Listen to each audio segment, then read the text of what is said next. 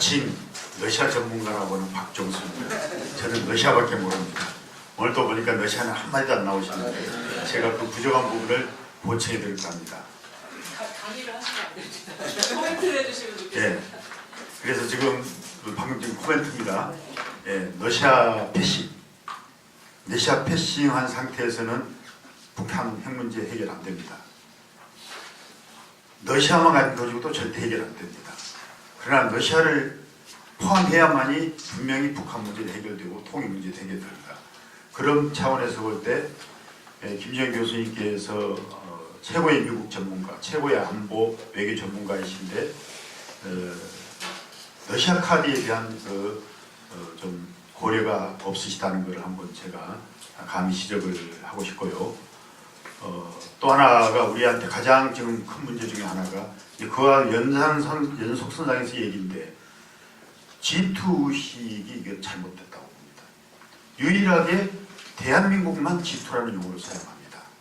G2 용어는 우리하고 미국, 중국한테는 좀 긍정적인 반응을 보여주고 되면 여타 나라한테는 전혀 좋은 반응을 받지 않고 있어요. 왜 G2라는 말을 써가지고 돈도 안 들이면서 이제 써가지고 손해를 보냐는 얘기예요. 외교 무대에서 이거는 매우 바람직하지 못한 거. 그래서 G2식 이거를 빨리 버려야 된다. 그 부분에 대해서 김정일 교수님께서 한번 좀 더 앞으로 고려를 좀 해주십사 하는 생각이 들고요. 또 하나가 숫자상의 노름. 여기에 우리가 지금 너무 놀아나고 있습니다. 비근한 예로 G2식하고 같은 연계선상에서 얘기할 수가 있는데 중국하고 러시아하고 대북 영향력을 생각하면 저는 러시아가 더 강하다고 봅니다. 중국이 아닙니다. 6.25 때 여러분들 아시겠지만 광화문 한복판에 김일성과 스탈린 동기 만세 모태통이 아니었어요. 우리는 6.25 전쟁이 중국에 의해서 모든 게 이루어진 걸로 착각하는데 아니에요. 철저하게 김일성과 스탈린에 의해서 기획되고 진행됐던 마크에서 다 조정했던 그 이후에 지금까지도 러시아하고 북한 관계는 약간의 그 변화는 있었지만 줄기차게 이어왔다고 보거든요. 지금도 마찬가지입니다. 예를 들어서 지금 중국의 대북 영향력을 무역고가 지금 93%까지 올라갔다. 이런 거 가지고 주로 이제 얘기를 하거든요. 경제적인 문제. 근데 거기는 허수가 많습니다. 러시아하고 북한의 경제협력은 구자가 하나밖에 없습니다. 은행 구자가. 때문에 직접적인 교역을 할 수 있는 그 가능성이 그만큼 제한됐죠. 그러다 보니까 중국을 경유해서 북한하고 러시아하고 결제를 많이 하고 있습니다. 그게 현재 중국과 북한의 무역액의 10에서 20%가 됩니다. 이게 또 하나 허수고요. 또 숫자상으로 전면에 안 나가는 것 중에 하나가 북한하고 러시아하고 무역액이 특히 원유가 해상에서 이루어집니다. 이것도 적은 포션이 아닙니다. 또 하나는 북한하고 러시아하고 원유가 싱가포르에서 이루어집니다. 근데 싱가포르는 국가간뿐만 아니라 북한의 고위직들이 사선을 이용해 가지고 싱가포르 가서 겨울나기 원유를 석유를 사오는 거예요. 그 양이 적지가 않다는 거죠. 이거는 이제 제가 통계를 못 내는데 우리 자본주의식 통계가 필요하지만 그걸 못 내는데 이 포션이 적지 않다는 거죠. 이거에 대한 관가를 해서는 안 되는 거죠. 그러니까 외형만 보지 말고 내면을 봐야 된다는 얘기죠. 그래서 앞으로 러시아 카드 없이는 안 된다. 그리고 사실 미국은 이미 기회를 여러 번 놓쳤다. 1994년 제1차 북핵 위기 이후에 얼마나 많은 기회가 있었습니까? 결국 중단 못 시켰잖아요. 북한의 핵과 미사일을 각제하는 가장 주범은 저는 미국이라고 봅니다. 이런 얘기하면 제 집사람은 절대 미국 욕하지 말라고.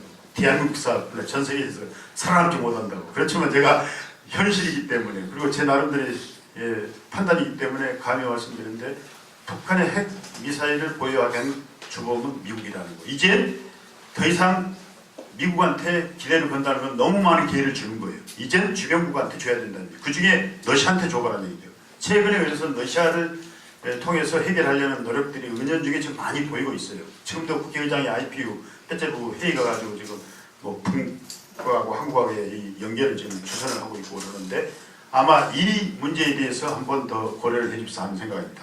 감사합니다. 사과드립니다. 러시아 패싱을 하고 싶지 않았는데 설명하다 보니까 빠졌는데 지금 러시아의 중요성이 확실히 중요해지고 있습니다. 그리고 지금 러시아가 중국하고 협력을 통해서 북핵 문제를 해결하는 안이 쌍중단, 쌍계병행이 지금 러시아하고 같이 진행되고 있고요. 그 다음에 러시아 카드가 왜 중요하냐면 실질적으로 지금 트럼프가 저는 그냥 아까 이 구도 말고 트럼프가 있을 때 아까 모두에 말씀드린 것처럼 진보가 기대했던 변화 저는 아직까지도 그 가능성이 조금 남았다고 했지 않습니까? 그게 뭐냐면 트럼프는요 주인공을 만들어줘야 됩니다.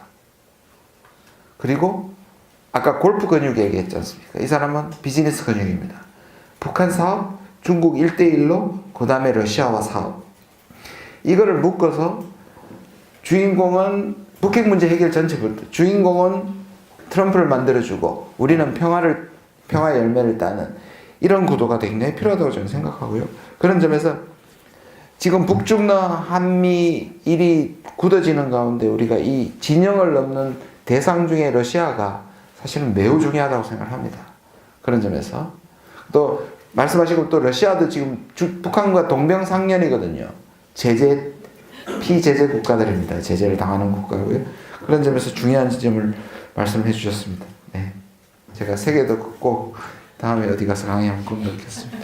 저도 아까 러시아 질문 드리려고 했는데 관련해서 사실 북미 간의 마크 접촉이 저는 있었다고 보고요. 오슬로 또 회담도 있었고, 근데 들려오는 얘기로는 북한에서 제시하는 경제 돈의 보상이 너무 크기 때문에 결렬됐다고 하고 또 사실 10월, 11월에 또 마크 접촉이 계속 되어 있고 이런 대화 손상이 계속 사실 이면으로도 계속 좀 되고 있다고 생각이 들고요. 문제는 우리가 북한하고 연결할 수 있는 한라인이 지금 아무것도 없는 상태라 과연 그것을 복구해야 될 텐데 복구하고 싶은 마음도 문 대통령이 가지고 계실 텐데 강의 말씀 들은 대로면 사실은 대북 특사할 수 있을 만한 레버리지를 어떤 내용도 지금 스스로 가질 수 없어서 못 보내는 것인지 사실은 그 부분 좀 질문을 좀 드리고 싶습니다. 사람들이 많이 믿지를 못해요. 설마 없을까? 남북이 진짜 없습니다. 두 가지밖에 없습니다. 북한이 남한 신문을 봐야 되고요.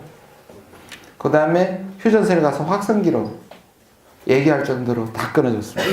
진짜로 없습니다. 그리고 북한이 그렇게 얘기했죠. 왜 아세안까지 보내면서 자기한테 특사 안 보냈냐고 얘기했었죠.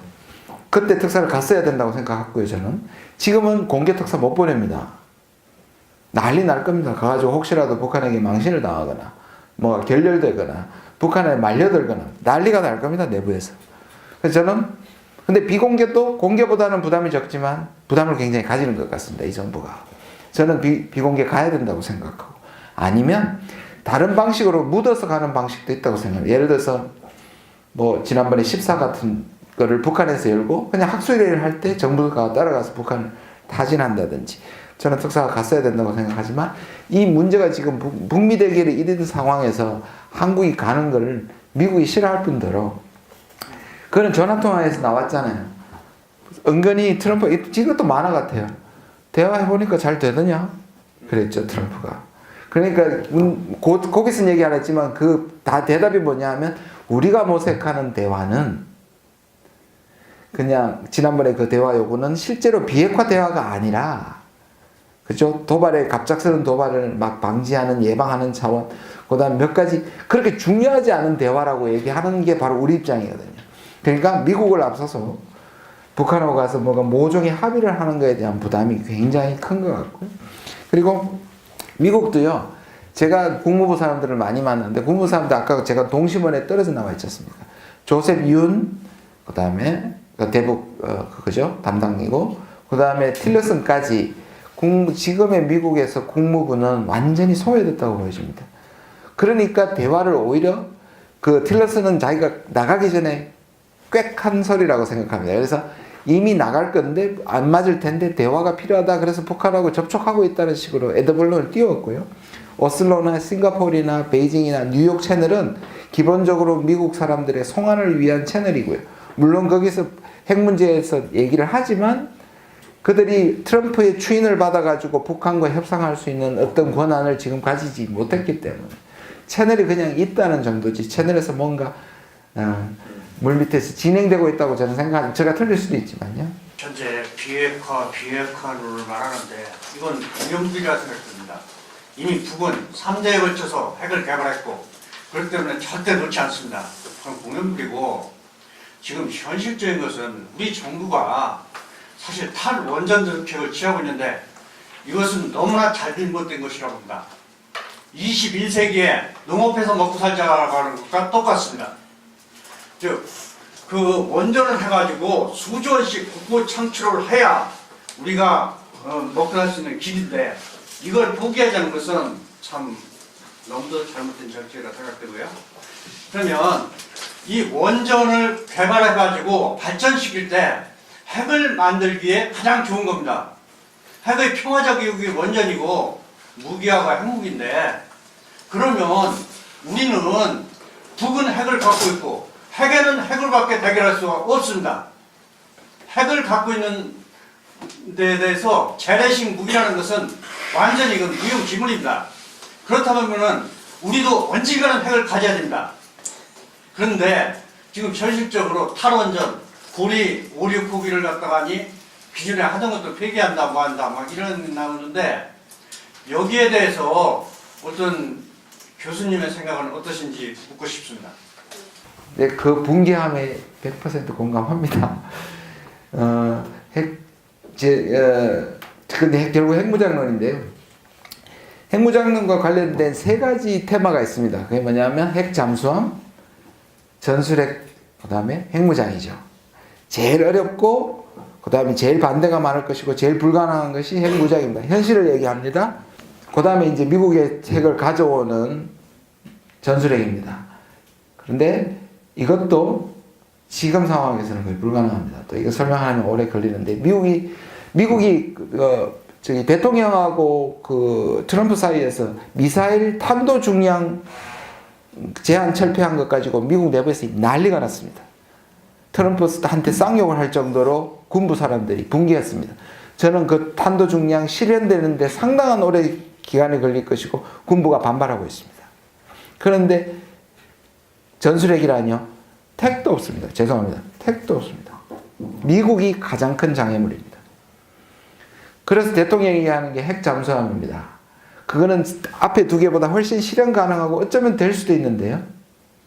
그것도 저는 어렵다고 봅니다. 그리고 웃깁니다. 왜냐? 원자로를 돌리는 거는 미국에서 가져와서 돌릴 수 있는데요. 이거를 쓰레기가 나오죠. 거기도.